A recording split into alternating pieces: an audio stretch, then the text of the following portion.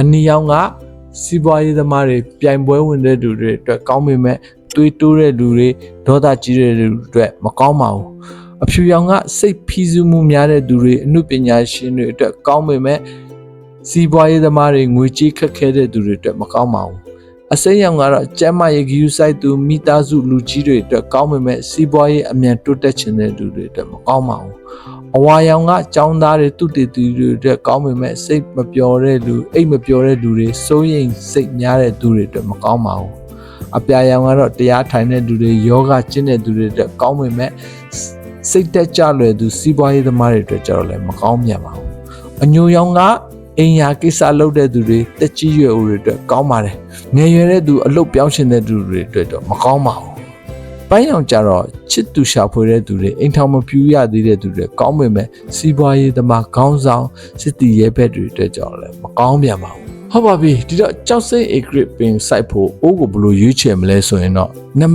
နံပါတ်1နဲ့ကိုပဲမေးမြန်းရမှာပါကိုဘာအတွက်အဓိကလိုအပ်နေလဲစီးပွားရေးလားကျန်းမာရေးလားပညာရေးလားစိတ်ငြိမ်ချမ်းရေးမှုလားကိုပဲပြန်ပြီးတော့မေးပါ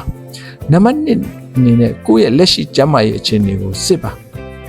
တွေးတိုးရှိရလားအိမ်မပျော်ဘူးလားစိတ်သက်ကြနေလားကိုယ့်ရဲ့ကျန်းမာရေးအခြေအနေကိုပြန်စစ်ပါနံပါတ်3အနေနဲ့ကိုယ့်ရဲ့အသက်အရွယ်နဲ့ဘဝအနေအထားကိုပြန်ရှင်းပါပြန်ကြည့်ရမှာပါကျောင်းသားလားဝန်ထမ်းလားစီးပွားရေးသမားလား retire လားဟိုပြန်ကြည့်ကိုယ့်ရဲ့ဘဝအနေအထားကိုပြန်ကြည့်ရမှာပါ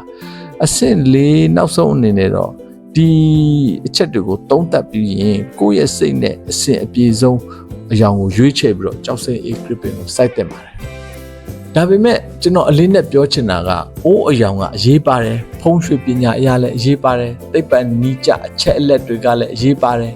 ဒါပေမဲ့အရေးကြီးဆုံးကကိုစိုက်ထားတဲ့အပင်ကိုချစ်မြတ်နိုးစွာပြုစုဆောက်ရှောက်ခြင်းပါပဲအိုးဘလောက်ကောင်းအယောင်ဘလောက်မှန်ကိုအပင်ကိုရီလောင်းဖို့မေ့လျော့နေမယ်နေအောင်မလုံလောက်ဘူးမြေဩဇာမကျွေးဘူးဆိုရင်ဘာအကျိုးမှရှိလာမှာမဟုတ်ပါဘူးဒါကြောင့်အိုးအယောင်ကိုလမ်းညွန်မှတ်တိုင်ငယ်တစ်ခုအနေနဲ့ထားပြီးအပင်ကိုချစ်ပါပြုစုပါဒါမှလည်းအပင်ကလည်းကိုယ့်ကိုပြန်ပြီးကောင်းကျိုးပြုမှာပါ